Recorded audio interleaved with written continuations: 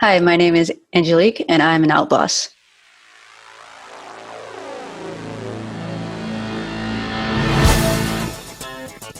Hello, Out Bosses. Rhodes Perry here, and welcome to this week's episode of The Out Entrepreneur, a weekly podcast where I get to interview today's most inspiring LGBTQ bosses crushing it in business.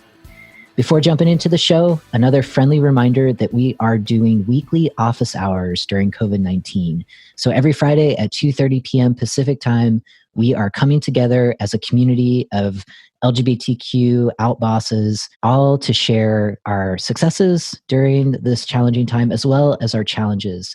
And we want to support each other. So if that's something that is really of interest to you, I encourage you to go over to rhodesperry.com/podcast and subscribe to the newsletter that we have there.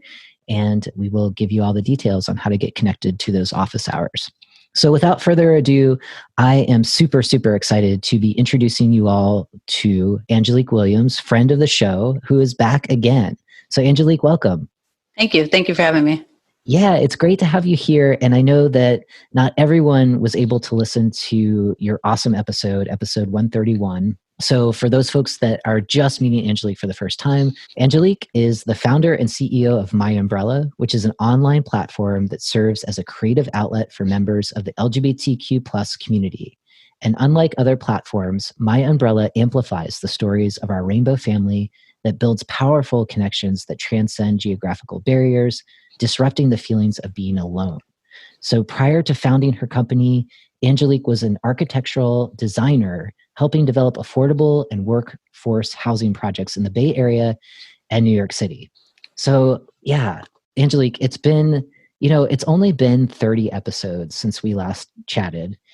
And yet that was pre-COVID, and Yes. Here we are today. So much like a lot of other business owners really kind of grappling with this reality that we're in now, share with us a little bit about what's changed since we last connected and kind of how you're making sense of this from a business perspective.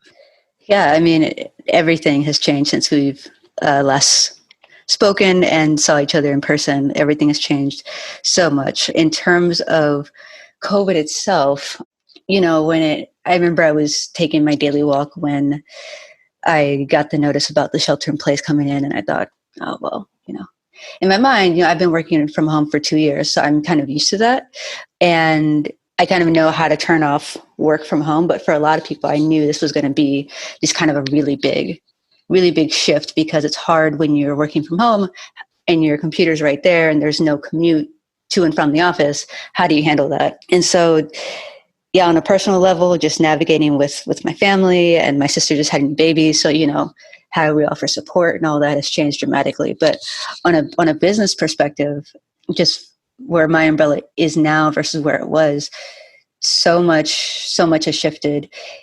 And it's interesting because now the world is on just a global quarantine. But personally, I was on my own quarantine for 6 months right after we saw each other in August when we were both in Tampa. And so that was really the catalyst for all of the change that has happened in the last, I don't know, 9 months. Is that about right? Yeah. So tell us a little bit more about the personal quarantine, if you feel comfortable sharing. Yeah, so we were in Tampa at the NGLCC convention in early August, I believe. Mm-hmm. I came back. I was back for a week. I was doing a lot of follow-ups. I did a lot of great business development there. Again, following up with 50, 100 people, just going down the path we were going down. And one day I woke up and I didn't really feel good. Didn't think anything of it. Next day, I woke up, still didn't feel that great. Not sick, but just kind of stiff and off. The next day, I woke up in an extreme amount of pain. I couldn't stand up straight. I could barely walk. I was spotting, which I've never done in my life. And that led to about 3 months and a series of tests and 8 doctor appointments to figure out this mysterious pain that just put my entire life upside down, to the point that I was on my couch from August to almost Christmas for 80% of the time. All I would do, I would wake up, I would go to the bathroom, I'd hobble to the kitchen and get cereal and snacks, I'd hobble back to the couch, and I would stay there for about 8 hours. every day. And so nothing was happening. Nothing could happen. It was just, my life just went into a standstill, and it was horrible.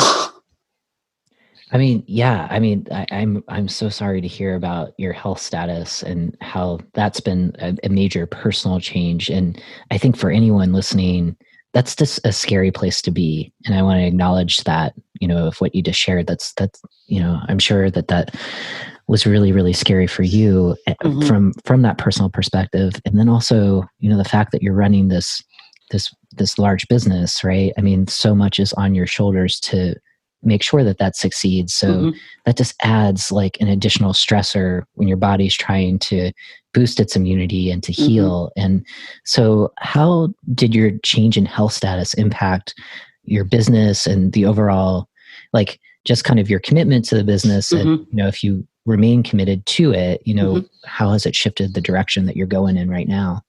Yeah. So this whole health thing is the best, worst thing that ever happened to me. Leading up to it, in the months leading up to August, May, June, July, so many of my family, my friends could see that I was running myself ragged, and they kept saying, just take a break, you seem stressed, just take a break. And I kept saying, no, I can't, I can't stop, I have to keep going. And, that's also just a byproduct of being, too far into the weeds to take a step back. And when that pain happened, I had no other choice. I thought maybe a week it would go away. I would try and work for, say, okay, I'm going to work for 2 hours today. I'd open up my computer. I'd get halfway through typing one email and I would shut it down because it just wasn't going to happen. And so I said, okay, my body has told me to stop, so I have to stop. And I think I made that exception. I accepted that in September, October. And it was that accepting of that reality freed my mind up so much, because it made me stop and think, why am I doing this in the first place? Why did I start this? Why am I in such a rush to get back to work? Because last time I checked, we were miserable.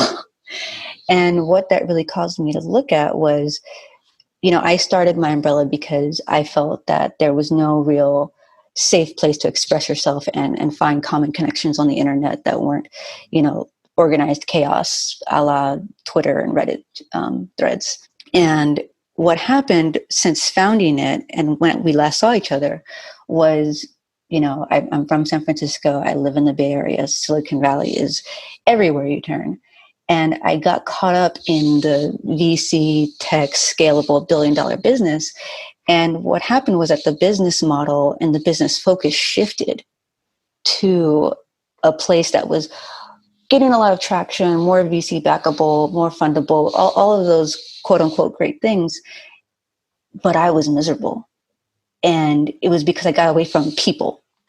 And so at the end of last year, I decided that if I'm going to continue, I'm going to make sure that I go back to the people, because I can't go this purely corporate route. That's just not who I am as a person. It's not who I am in this company. It's not who this company is. And so, I made a very strong commitment to put my toxicity aside, because in my time, I realized that I suffer from toxic ambition. I actually wrote a Medium article on that. In the sense that there is such a thing as too much ambition, to the point that it becomes toxic and it becomes detrimental to your health, to your business, to everything. And I said, I'm not going to be that crazy person again. I don't want to do that. I can't do that. And, with the health thing and, being a bootstrap entrepreneur, it kind of threw my life into just even more financial uncertainty. And so, I knew where I wanted to take the business this year, but I didn't have the money to do it. And so when the shelter in place happened, I was joking with a friend on the phone. I said, oh my God, so many people are going to be stuck with their thoughts for the first time in forever. And that's like their worst nightmare. I'm like, good thing I did this already. Like, I'm good. And, that's when it struck me that, maybe you don't have the funds to, revamp the app and all these things, but we do have a website. We can build it out in a blog setting.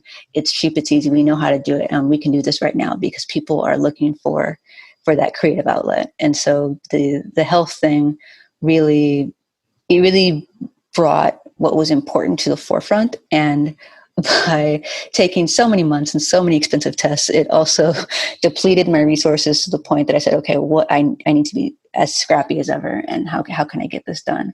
And yeah, that's what happened. And to close the loop on the health thing, to anyone listening to this, I implore you to do your best never to damage your pelvic ligaments, because it is awful. And that's what it ended up being, actually. Wow. It's funny. They couldn't figure it out because I was spotting them. For those that don't know what that is, please Google that for the female population. This happens sometimes. And so they did a lot of internal testing, because that's what they thought it was. In that time, they found, that I was anemic, that they found a cervical polyp, they found a giant fibroid. So, I mean, helpful things that we were able to take care of, but no one could tell me what it was until finally I saw this specialist, and she said, yep, that's, yeah. Wow. You shouldn't be able to see your ligaments, but I can see this one, like sticking, like it's like raised in your skin. And that's where all this pain is coming from. Wow. Oh so my gosh. It was really awful. Yeah. I mean, thank you for sharing and walking through just kind of your own health journey over these past couple of months. And, and there's so much that I think so many of us can relate to, not so much the specific pelvic ligament challenge there, but in terms of getting down to what's most important. And this moment that we're all in, being quarantined, being at home, being with our thoughts, like you said, and really taking stock of how we've been doing things, the way that we've been doing things, what was once normal, and reevaluating. And, something that you shared that, again, I think, definitely resonated with me, and I'm sure for other folks as well, is this, when you talked about toxic ambition, I definitely want to feature that Medium post. There's something in that to me is like, whoa, there's something really interesting to unpack with you. And that is kind of like this idea of external trappings of success. And it sounds like for you, it's, you're in Silicon Valley. So, everyone's got a startup, and all of the startups, they're $1 billion idea, and let's scale them as fast as possible. And, that's one way to build out a business. And when you're surrounded by it, just as kind of, if you were on a certain career path, you're surrounded by, no, this is the way that we do it. So you kind of go into it of like, okay, if I do it this way, I'm going to get lots of praise and I'll be successful and great. But that tension point is just because that's kind of the, a path to be successful and, generate profit if that's something that drives you. The other side of it is, does this make me feel successful? Is this what I want? Right. Is this how I envision it? Right. And I think that's kind of the beauty of talking with entrepreneurs like you on the show, is that because we're queer, right? We've had to figure certain things out in our life that really went against the grain, or a prescribed path that didn't really work for us, whether it's kind of going along the straight path or the cisgender path. We went in another direction. And so it's almost that, like, with that lived experience, that allows us to design businesses that feel right for us. And it's almost like there's another way in doing that. There's a really great book. I'm not sure if you've read it. It's called Money Tree, The Money Tree by Chris Guillebeau, who's written a bunch of other books around entrepreneurship. And it's a story, it's a kind of like a fictional story, but it's a business book. His whole argument is talking about this third way of building a business. So outside of a brick and mortar, getting a loan, getting loans to start a business, or going down the VC path of getting lots of funding, there is this other way, which is, you can have a job, do a side hustle, or start your own business, like what you were saying, like bootstrapping, sweat equity. And you might not scale as quickly as having millions of dollars to start up your business, though, it's a way to build something that feels right for you. It's in alignment with your values. And so I'm wondering, like, from that experience of just getting clear on what it is that you want, what's now possible in your business that you just couldn't see before because you were looking at kind of outward measures of success. Yeah. I do want to touch on a couple of things that you said there, and it's really easy to drink the Kool-Aid. Like, it's really easy. Silicon Valley, the raising, and all of these things, and I, in my wild world of running a company, I was also the founding chapter co-lead for a group called Black Women Talk Tech, and we had a lot of founders and VCs come and talk, and a few of my good founder friends that have raised money, we've talked about that, and about the quote unquote the drug of money, and would you do it again? And it's so interesting that almost all of them say like no, or I would have waited because it just changed so much. And so having this clarity now, when I started my business, Rose, that I'm a very practical person. So I hired a life coach because I'm like, my life just seems out of control and need someone else to fix this for me. And, one of her biggest teachings was that clarity is power. And it's something that I always think about. And, I'm so much clearer and so much more grounded in things, that what's possible now is that it's having all this time off and having this clarity. I'm so much more nimble. I'm so much more clear on what I want, that, when I feel, it happens all the time. You have a business or an idea and everyone gives their 2 cents or what it could be here and there. And I'm so clear on what I personally don't want to be, and what I don't want the business to become. And because we're a bootstrap company, again, it does take longer to get where you want to go. But I'm so grateful that there's only been my capital invested in this business, because now I can shift it as I see fit without having to go through a big undertaking. And for me, what that really means is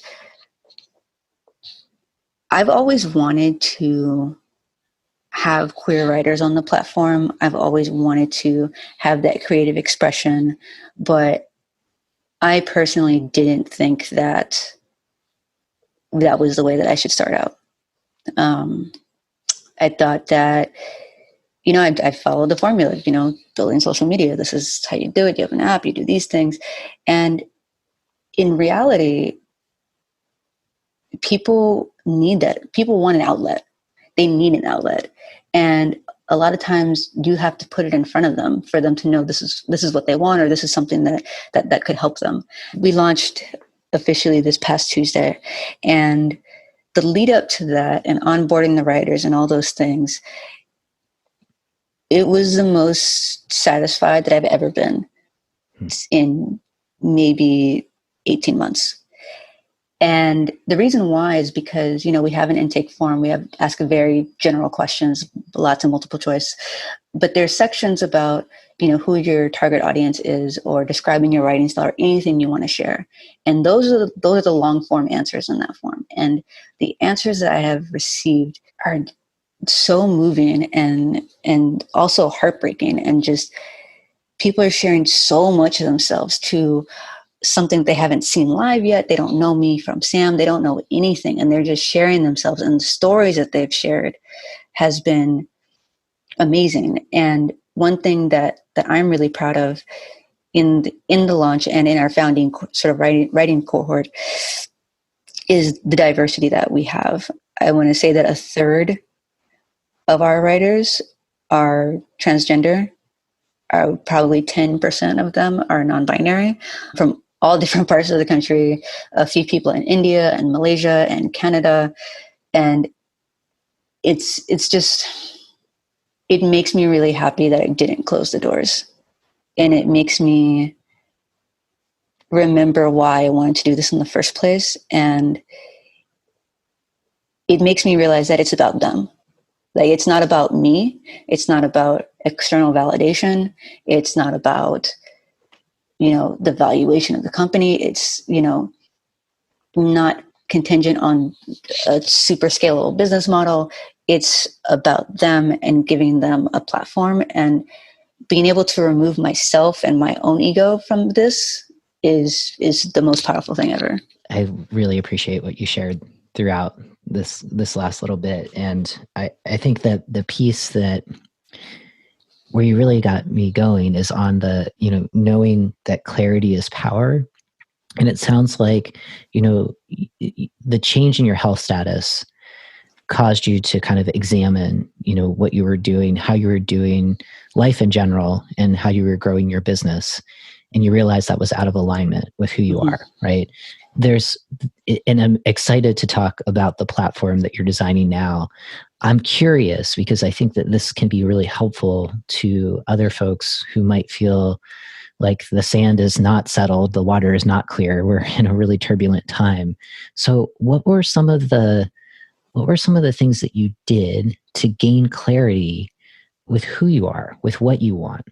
Because and the reason why I'm asking is that you had shared a few things. You knew what you didn't want to be, and you knew what you didn't want your business to look like. And sometimes when we can name those negative things, it's almost like we're drawing a picture. We're just shading out on the outside of an image, and all of a sudden, boom, there's the image. It's like, oh, that's it.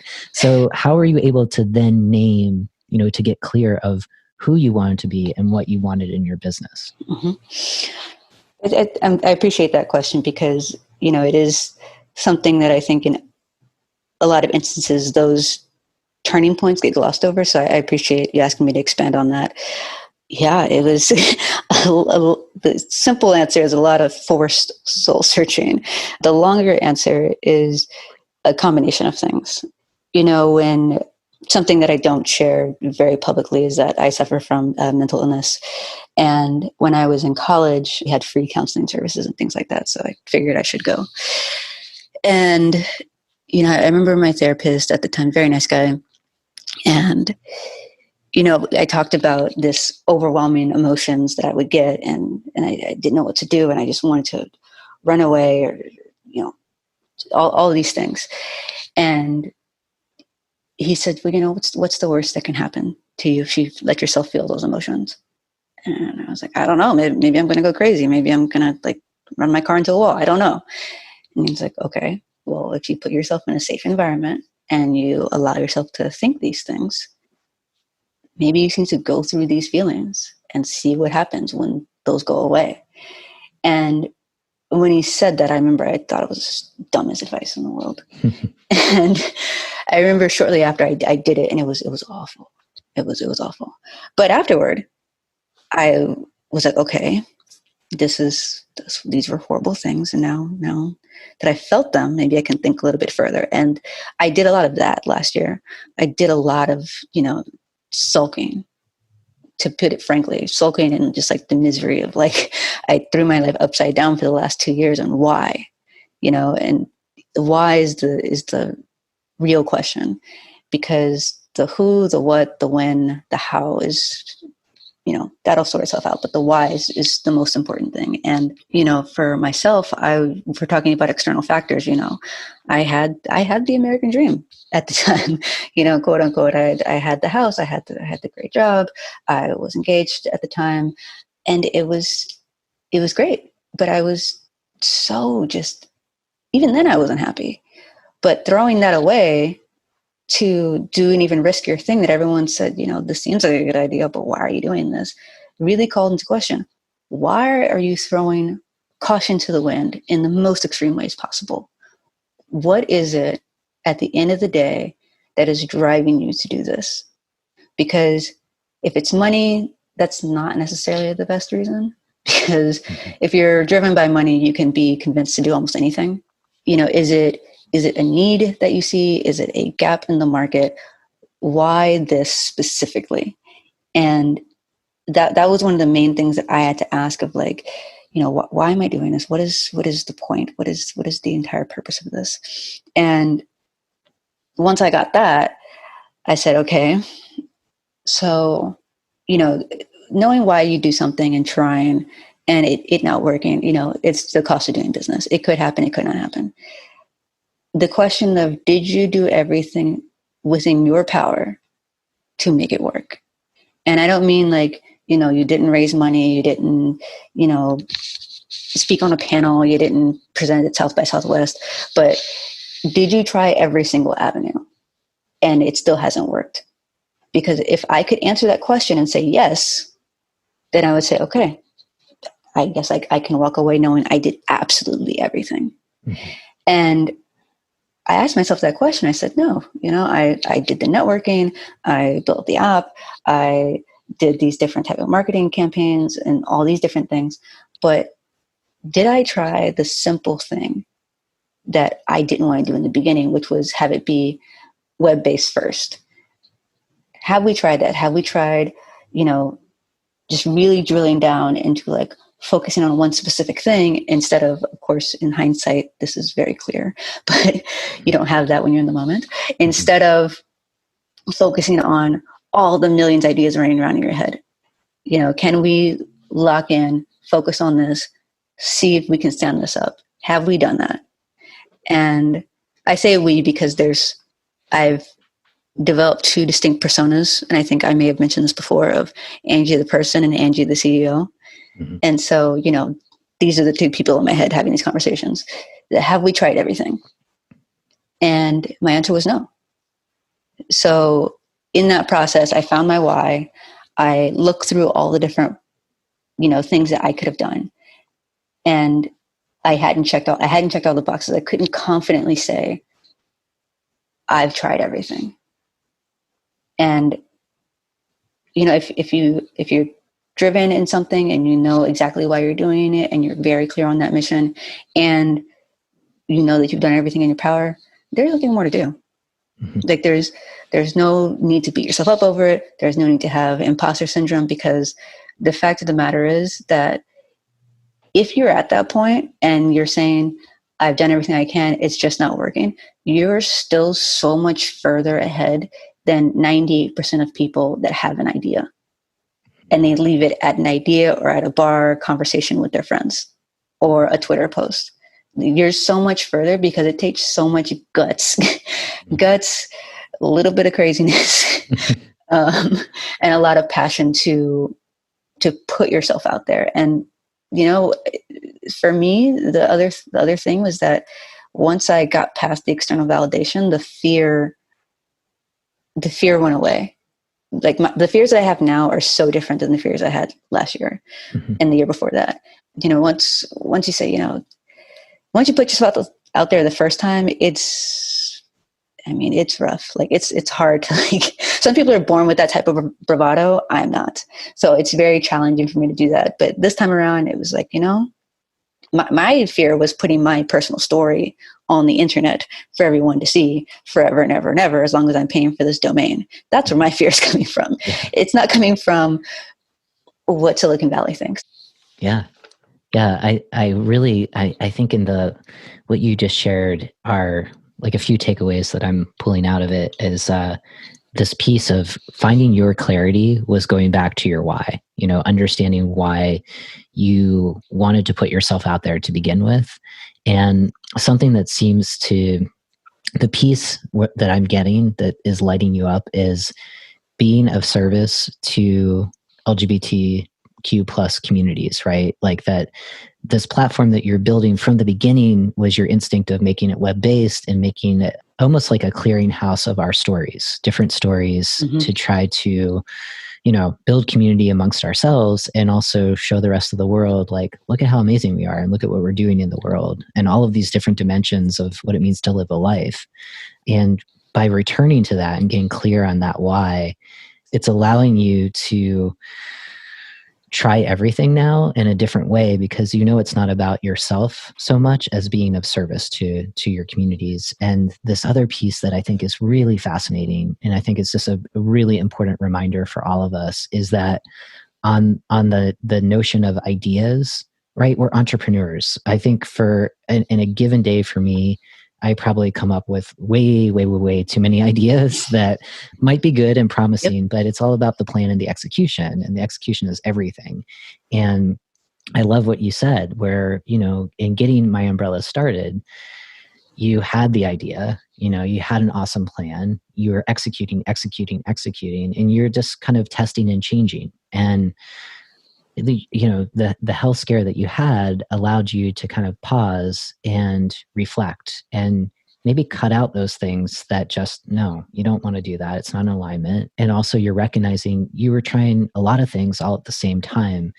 And I've shared this acronym before, and it's just as much for me as everybody else, but it's the focus, right? Finish one course until successful. Mm-hmm. And it sounds like now you're so dialed in, and you're now you're going back to what lit you up from the beginning, which Mm-hmm. is a web-based application that allows people to come together, write their stories, be published, and, get recognition for all of the super smart things that, folks within the Rainbow family can share. Right. Mm-hmm. And I think that's, you kind of being vulnerable and just sharing this story is so relatable. There's been so many things that I've tried in my own business where it's like, oh, I think this is going to be the thing. And I've heard from some clients this will be helpful. And you bring it to market. And the cool thing about the internet is right away, it's very democratic. It's like that offer is really good, or it's like crickets, and then you may have to change course. It doesn't necessarily mean the whole concept of your business is off. It's just, you have to follow new breadcrumbs. And so all of that, I just wanted to kind of reflect back, because you're offering so many valuable lessons here that it's hard for me to pick and choose, because everything you're saying, I'm like, yes, more. So you've pivoted, you've not necessarily, you still, MyUmbrella is still there, and it's still true to LGBT communities. Tell me a little bit more about this approach now, where the VC funding, yes, it's sexy. Yes, it's intoxicating, right? You said like money as a drug, for Mm-hmm. sure. Like that can definitely cloud anyone's judgment as you're building out a business. And you're clear now, like maybe that's not the path for right now. And you're going back to kind of this, you're putting your sweat equity in to build something really amazing. So talk to us a little bit more about how you're approaching this new way of building out a business, and what's working, and where are some challenges, and where do you see this going over the next couple of years? Mm-hmm. Yeah, so I think one thing is that's really important, whether you're an entrepreneur or an employee at someone else's company, or just a person in general, is you have to know yourself. Like you have to recognize certain triggers and certain things that alter your behavior for the worst. And so for me, the launch was the one time in 9 months that I've allowed, the quote unquote crazy Angie to come out, because that version of me had to get the launch done. It had to rifle through a million things. And the moment I hit publish at midnight on Tuesday, I was like, okay, it's time to go to bed. We're going to relax now. We're not going to be this person again. And I'm still working on that. I'm taking yesterday, today, tomorrow, and the day after to continue to bring myself down, because I don't want to spin up to that again. I think another thing on a personal level is that, in realizing my toxic ambition, I realized that for me to enjoy this and for it to be sustainable as my thing, is that it has to become my passion project side hustle again. And it's a very painful commitment. And I think it's something hard as an entrepreneur to go from side hustle full-time back to side hustle. But for me, I know that is the right thing, because it's, for me, mentally, physically, health-wise, it's just much safer until, if there comes a point where it's just self-sustaining and profitable, and then, you can move on. But, with that said, planning to become a full-time employee again when COVID is over, or during COVID, depending on how things go. But in terms of the business, some of the things that I can do now, you're right. It has been a pivot, but the mission is ultimately the same. It's just the method that we're delivering it is different. I originally thought, maybe this will just be short form sharing in an app. People that want to share things, and there'll be user generated content and more comments and these things like that. And what we're doing now is the same thing, except long form through a writer's cohort, and we're giving people a sense of ownership. When they when they submit their stories, we review it, we edit it with them so we can make sure their voice shines through and shines the absolute brightest that it can. We develop the graphics for them, we develop the social media kits for them, so they can put their stamp of ownership on it. For an aspiring writer, they can now say, they're a contributor to this platform. And that's something, having that one-on-one connection, I could never do before. And we can touch so many different things and avenues. Having the personal touch with each individual writer and having the back and forth, they're giving me real-time feedback that I can then adjust. So the next person we onboard, I'm doing a better job. I'm originally was going to be, writing things purely, queer stories coming out at work, university things. And then, we had people come in that said, oh, I have poetry and creative writing and audio books and things like that I want to share. Is that okay? And I think previous Angie would have said, oh, we'll roll that out later. But, I said, why not? Like, why not? If they want to try it, let's try it. But we're starting as a creative outlet. Why are we limiting the definition of creative? That's just counterintuitive. And, there's just a lot more experimentation on the platform. There's a lot more ownership of the platform from the users, which I genuinely appreciate because, again, it's about them. And I think that, going forward in terms of business model, we're looking more at, doing affiliate marketing and things like that. And just really starting just organic growth. I felt last year that the business model that we had, that I don't really want to get into too much detail about, but it was leaning heavy corporate. And I feared, and I say this with all due respect, I feared that my app was going to become like a mobile Pride for the people that hate what Pride has become, which a lot of people feel has become a corporate parade. And I didn't want that. And now, I want, if there's any promotion of products or talking about it, they're purely about the mission. If there's any companies on the platform, they're talking about their employees, day to day, what they do for them and their inclusivity and, all of those things. And there's just so much more experimentation. I can't even express it, but, I feel for myself in particular, and I guess I never thought about this before this conversation, but for myself as a solo founder, it's hard because you feel like you're by yourself. And, with this cohort and with these people that are joining, every day, I don't feel like I'm alone. It feels like I have my team that, whether they know it or not, are helping me be a better person, be a better founder, be a better owner.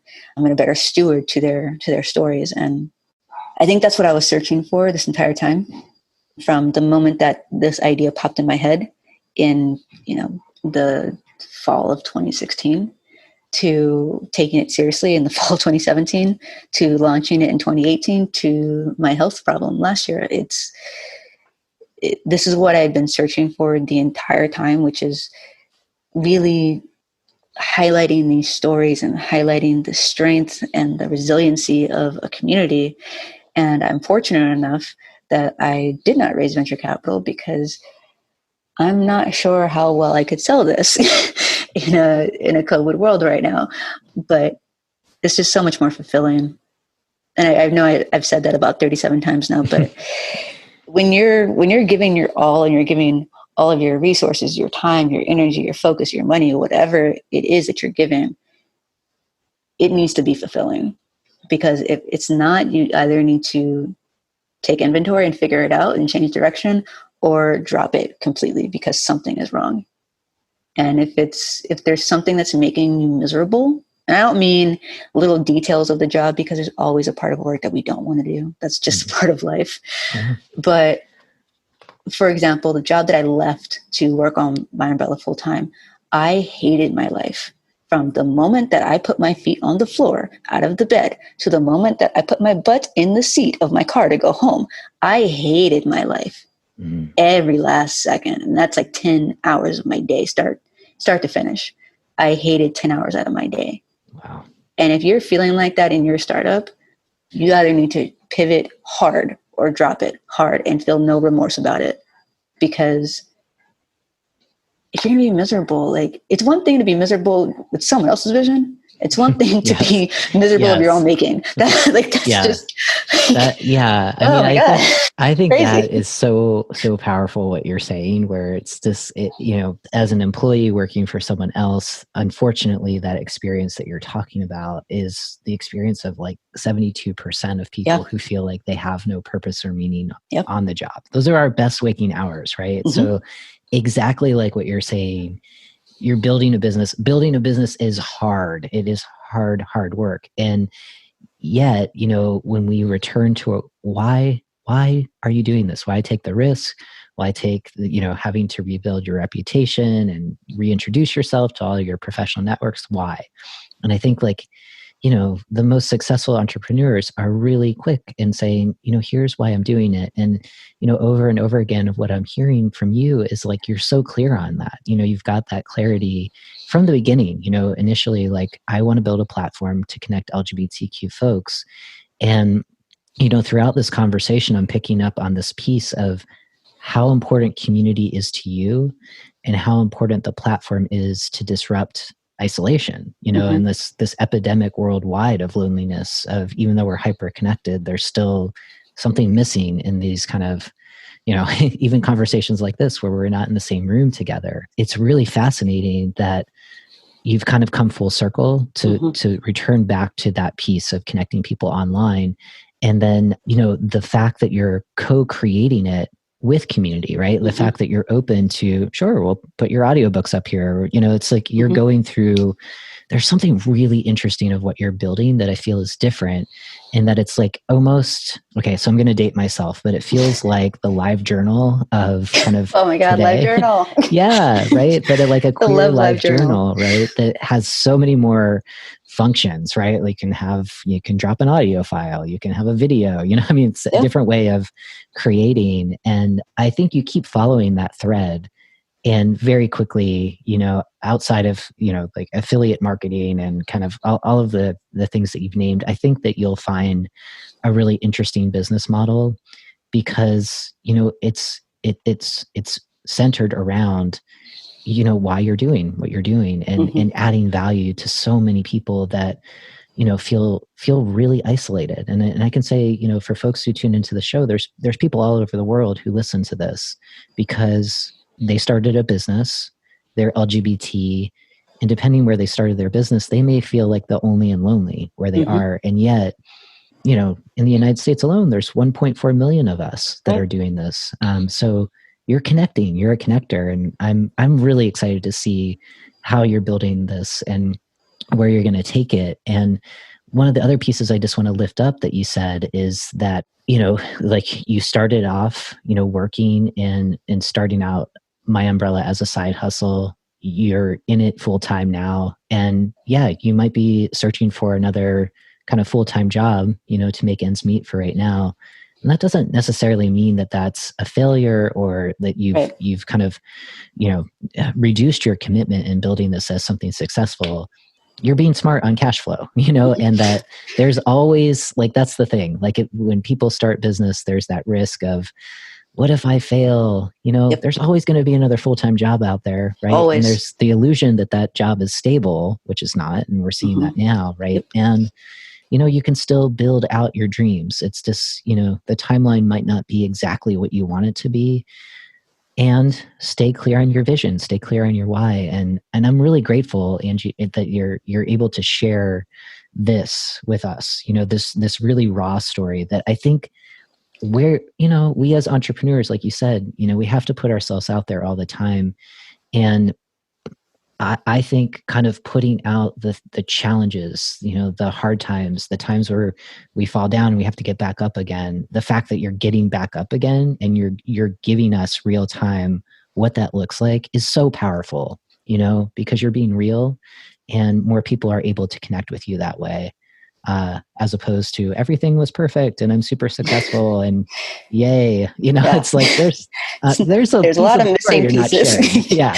No. I know, because it's messy, and it's like you said, it takes heart, smarts, guts, and luck to get through this thing. And I think like building a business is just a microcosm of living a life, right? And we get to, I think the benefit, of being an entrepreneur, startup founder, however you identify, is you learn so much about who you are in the world and how you show up that I think kind of speeds up like your own kind of so much and so much evolution, but that's my take on it. Yeah, you shave about 10 to 15 years of self-discovery. Yeah. But it's interesting. And I think, a lot of people start businesses, I mean, for very different reasons, but I know there's a big majority that start because they're the target consumer or it's a personal pain point. And this is so interesting because my issue always with the original version of MyUmbrella was that it's a social network for your authentic self. But that wasn't the issue. The issue is that it was a social network, a social media. And I'm not the biggest social media person. Like, I'm on it, I go on it every day, but I don't share that much because I just don't, I just don't like to. Certain things that I think are cool or interesting or funny, I will share. But, if I'm on a date with someone and we're having a great time, I'm recording it with my eyes. I'm not going to live stream. I'm not going to do any of these things. So I always had that disconnect. But for me, growing up, writing was all I had. I didn't have queer friends. I didn't feel like I could talk to my family. I didn't feel like I could talk to my friends. And I say feel because maybe I could have, but at the time it didn't seem like I could. So all I had was writing. That was it. And this is so much more close to home. And for me, this is because it is so connected to something that was my lifeline, literally. It's also giving me the freedom to release the weight of my story. And again, that's where my fear came from on launch day was the fear of sharing my struggles when I was a teenager, my fear of sharing not fitting in when my first time at a gay bar, my fear of, my coming out story, which isn't, isn't traditional, but it's not what you see on TV. It was those fears. And I've always believed that you have to lead by example. And if I'm asking other people to share their stories and share their truth, you know what? Why not do the same? Why not throw my story out there, release the weight, and see what happens? I mean, what's the worst that can happen? Someone's going to make fun of me. Well, people have been doing that my whole life, so it's nothing new, and it's all factual. It's my story, so you can't say anything that I haven't already said. And it's finding something that you really connect with makes all the difference. And I'm so grateful to have what feels like a second chance at this business. And it obviously came at an expense that I didn't want. But when I was going through that health problem, someone I was seeing at the time came over to take care of me because I was being a baby. And I just wanted to be taken care of for the day. Yeah. And, we were watching TV and she says to me, I know how much you love this business, but if you're not alive to see what happens, why does this even matter? And yeah, I don't need to say anything else. Yeah, I mean, sometimes you need someone, a loved one, a friend, to be that. It's tough love. It's accountability. Yeah. It's like, what are you really doing? What are you accomplishing there? And I love what you're saying about storytelling too. The risk, the fear, the concern of putting something out, especially in a world where as soon as it's online, there's the Wayback Machine, it's there. So, and the fact that you're doing it. And I think many of us can identify with this, the ability, if we have come out at least at one point in our life, right? Like that is so relatable to what you're talking about other aspects of your story, right? And when we trust someone enough to move forward, to share something about just being LGBTQ, coming out, that we don't know how that's going to be received. And to me, I think it's a gift that we open up and share that part of ourselves, and to see how another person responds, especially when it's positive and we're not sure how it's going to go. there is that relief of like, wow, okay, I was able to connect, and this other person standing in front of me was able to receive that with grace and curiosity, and not a prying way, but just wanting to really get to know who you are. And if we don't have that level of trust and safety to do that, it just creates this static and sometimes misunderstanding, of who that other person is. And you're just, like you said, you're being a possibility model for other people on how to share a story, which is tricky, because when we meet people, we want to get to know each other, but we move, as the saying goes, we move at the speed of trust, and we see how people respond with other people's stories, right? And like you said, I mean, the last thing that any of us want is to be ridiculed or made fun of. So many of us in LGBT space have experienced, unfortunately, bullying in some form, right? And so, we don't want to bring more of that upon ourselves. And yet, the way that we move people, the way we change hearts and minds, is through that risk of sharing our story unapologetically, right? And you're doing that, and you're giving space for other people too. And like I said, I'm excited to see where this goes, because it sounds like you're really synced in now with why you started MyUmbrella to begin with. And I think the timing is right. There's a lot of, right now, a lot of people, this is how we connect right now, virtually. And to create a forum by and for LGBTQ people, we need more of that. So thank you for doing that. And I want to give you the opportunity before we end, just to let folks know where can we find the new MyUmbrella 2.0, and how can we as LGBT folks contribute to it? Yeah, so you can find us online at myumbrella.co. All social media handles are MyUmbrella HQ. If you want to join the writers cohort, visit the website. There's a tab at the top for writers, and there's a very quick intake form. And I am committed to onboarding people within 48 hours. So if you're not, feel free to ping me on social media and ask me what's up. Because I definitely want to get as many stories out there. And I'll end by saying, for all the entrepreneurs, there's a lot of constellations out there in the universe, but your North Star is the most important one. Yes. Don't lose it. I love the Big Dipper. I think it's amazing, but don't lose your North Star. Keep your eyes on it. I love that. That's great advice to end on. So thank you so much for joining us and for sharing your story, Angelic. I think it was really great to touch base with you and learn how you're pivoting right now in this moment that's hard for all of us. So I think you've given us a lot of things to think through and to consider, and hopefully apply some of the knowledge learned today into our own businesses. So really appreciate you. And for all of the outbosses, thank you so much for tuning into this week's episode. As always, it is a privilege to connect with you and folks like Angelic. So if you haven't yet subscribed to the newsletter, you can text OUTBOSS, all one word, to 33777, and we will hook you up with today's show notes, along with lots of other exciting things that we've got planned over the next couple of months. And as a reminder, we've got our office hours every Friday at 2:30 p.m. Pacific time. So if you're an LGBTQ boss, or if you're an aspiring entrepreneur, consider swinging by and meeting some other fellow LGBT entrepreneurs. So thanks again. And as always, please keep being your authentic selves 100% of the time.